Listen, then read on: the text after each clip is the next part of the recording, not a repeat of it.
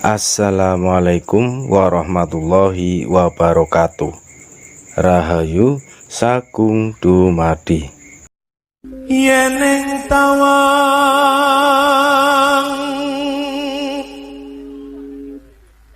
ono lintang,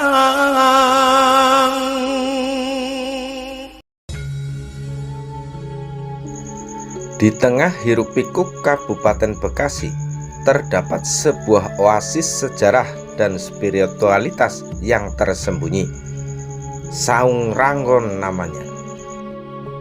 Tempat ini bukan hanya sebuah bangunan bersejarah, tetapi juga rumah bagi sumur keramat yang telah berdiri ribuan tahun lalu. Saung Ranggon yang berada di Desa Cigedokan bukan hanya tempat peristirahatan Pangeran Jayakarta, tetapi juga saksi bisu pencarian wangsit oleh Bung Karno. Dibangun pada tahun 1821, bangunan ini menyimpan energi sejarah yang kuat dan cerita-cerita yang telah melewati berbagai zaman. Di pojok kanan Saung Ranggon terdapat sumur tua yang diberi atap.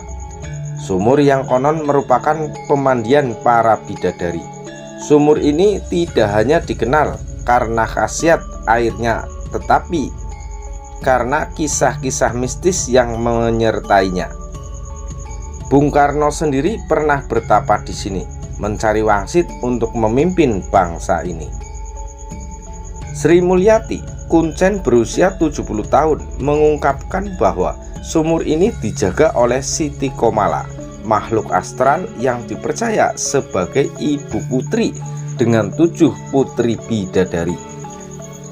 Menurut cerita, mereka sering terlihat mandi di sumur ini pada jam-jam tertentu di malam hari. Ketika memasuki area Saung Ranggon, suasana magis langsung terasa. Tidak sembarang orang dapat memasuki area ini tanpa izin dari kuncen. Ada aturan tak tertulis bahwa kesombongan harus ditinggalkan di pintu masuk karena khawatir akan terjadi hal-hal yang tidak diinginkan. Di samping Saung Ranggon terdapat musola kecil yang terbuat dari kayu dan bambu. Di pintu masuknya ada gentong berisi air yang diambil dari sumur keramat tersebut. Pengunjung diwajibkan mencuci muka dengan air ini, sebuah ritual yang diyakini akan membawa berkah.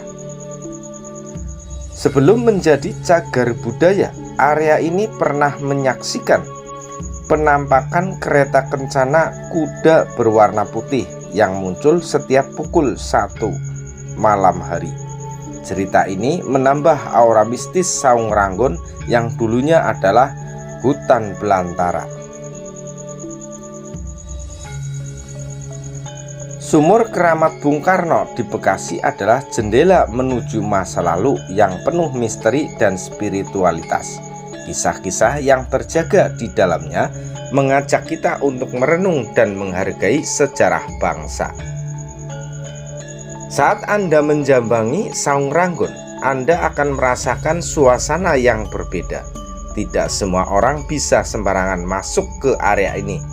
Izin dari kuncen adalah syarat mutlak. Di balik pintu ini tersembunyi cerita-cerita mistis dan pengalaman-pengalaman yang tak terlupakan. Ada kisah menyeramkan tentang sekelompok orang yang datang untuk pertunjukan seni, tetapi tanpa izin dari juru kunci. Mereka memasang tenda dan memulai tari topeng, gendang, dan jaipong. Namun, apa yang terjadi kemudian? Mereka semua kesurupan massal, menangis histeris di tengah malam. Di dalam Saung Ranggon terdapat benda-benda pusaka peninggalan para wali, seperti keris, belati, mengisi ruangan ini. Ada juga guci berisi air yang hanya bisa dilihat pada waktu tertentu. Masuk ke dalam Saung Ranggon, Anda akan menemukan ruangan seluas 1 x 2 meter yang ditutupi tirai. Di Di tengah minimnya pencahayaan terdapat foto Nyi Roro Kidul, Wali Songo, dan Presiden Soekarno. Sajadah dan perangkat sholat juga berada di sana. Apakah energi dari masa lalu masih terasa di ruangan ini? Saung Ranggon mengajarkan kita tentang keterhubungan antara dunia nyata dan dunia gaib.